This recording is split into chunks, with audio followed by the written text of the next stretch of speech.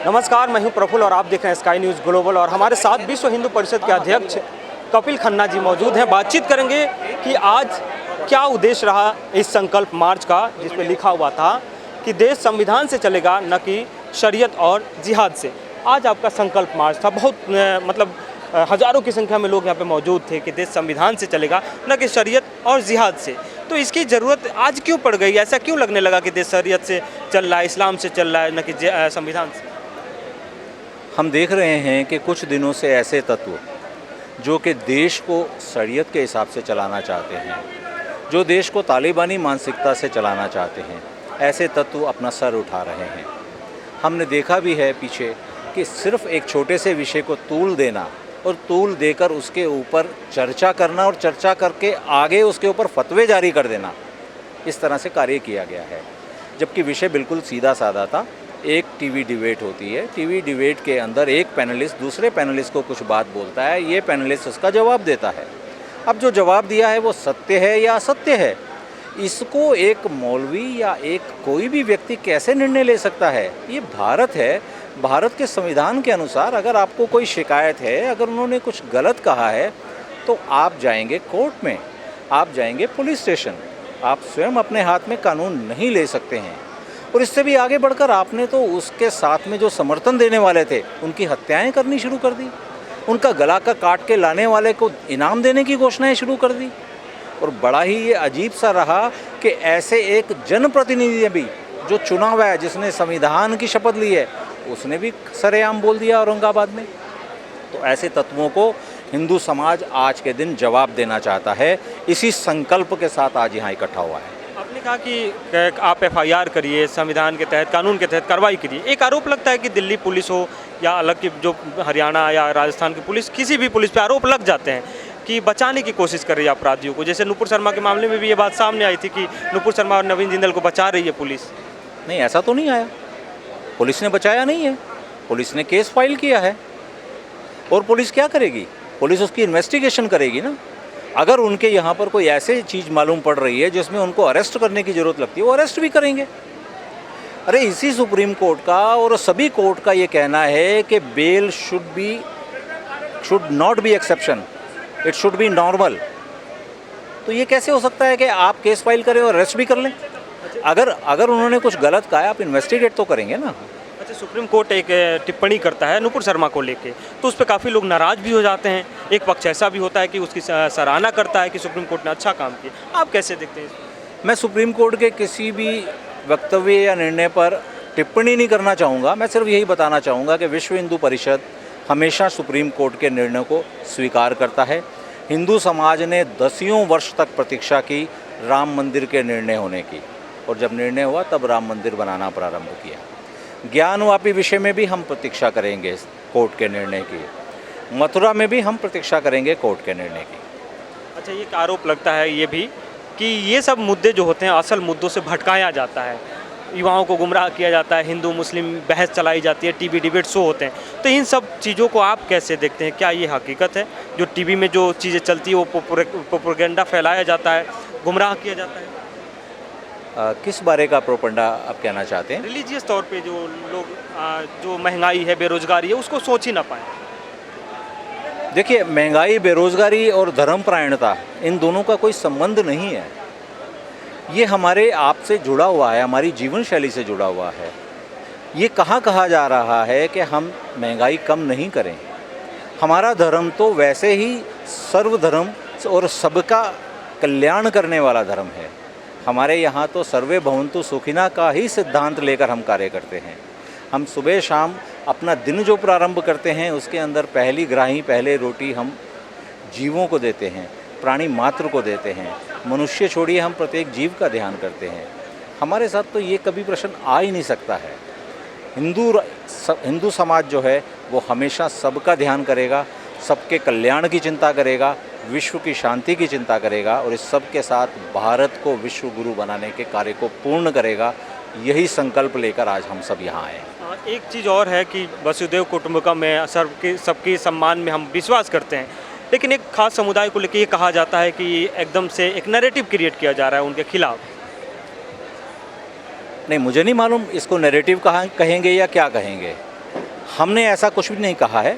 हम एक ही बात, एक ही स्पष्ट संदेश देना चाहते हैं कि आप भारत में रहते हैं तो भारत के संविधान के अनुरूप चलेंगे, भारत को भारत के संविधान के अनुरूप चलाने देंगे। हम यहाँ पर तालिबानी और जिहादी मानसिकता को स्वीकार नहीं करेंगे। कंपेयर किया गया था जब उदयपुर में जब कन्हैयालाल की हत्या होती है तो शंभू सेंगर आपको याद होंगे, जो फराजुल की हत्या करता है, वीडियो बनाता है, तो कहा जाता है कि अगर राजस्थान में अगर उस पर कार्रवाई हो गई होती या ऐसे लोगों को समर्थन में लोग नहीं उतरे होते तो आज कन्हैया की जान नहीं जाती। ये सत्य है, ये सत्य है कि उनके बारे में कहीं ना कहीं प्रशासन से चूक हुई है। वो स्वयं भी कन्हैया गए थे पुलिस स्टेशन, वो ये गुहार लेकर गए कि मुझे सिक्योरिटी सुरक्षा दी जाए, पर पुलिस ने उसके सामने जो रहता था उसका पड़ोसी, उसकी शिकायत के ऊपर उसको एक दिन के लिए बंद कर दिया। बल्कि अच्छा, रिलीजन के नाम पे, धर्म के नाम पे हत्या करना आपको नहीं लगता है कि आजकल उकसावा दिया जा रहा है, लोगों को भड़काया जा रहा है कि आप ऐसे हत्या करें? वो किसी भी रिलीजन में हो सकता है, कहीं पे बौद्ध के साथ होता है, कहीं हिंदू के साथ होता है, कहीं मुस्लिम के साथ होता है, कहीं दलित के साथ होता है। ये पॉलिटिकल स्पॉन्सर नहीं लगता आपको? पॉलिटिकल स्पॉन्सर के बारे में मैं कुछ नहीं कहना चाहूँगा, पर ये तत्व यहाँ पर हैं और इनके विरोध में हमने संकल्प लिया है। हिंदू समाज संकल्प लेता है कि ऐसे तत्वों को अपने इन कार्यों में सफल नहीं होने देंगे। हम ये देखेंगे कि भारत के संविधान के अनुसार चलेगा, ऐसे कोई भी धमकी देकर इस तरह के कार्य नहीं कर पाएगा। अच्छा, एक सॉलिसिटर जनरल हैं, additional solicitor general SV Raju, उन्होंने कल एक बयान दिया दिल्ली उत्तर प्रदेश पुलिस की तरफ से कि बजरंग मुनि एक सम्मानित और पूजनीय व्यक्ति हैं, जबकि ये कहा जा रहा है कि उन्होंने मुस्लिम महिलाओं के साथ बलात्कार करने की बात कही थी, तो सम्मानीय कैसे हो गए? इसको आप कैसे देखते हैं? मुझे इस विषय का पता नहीं है।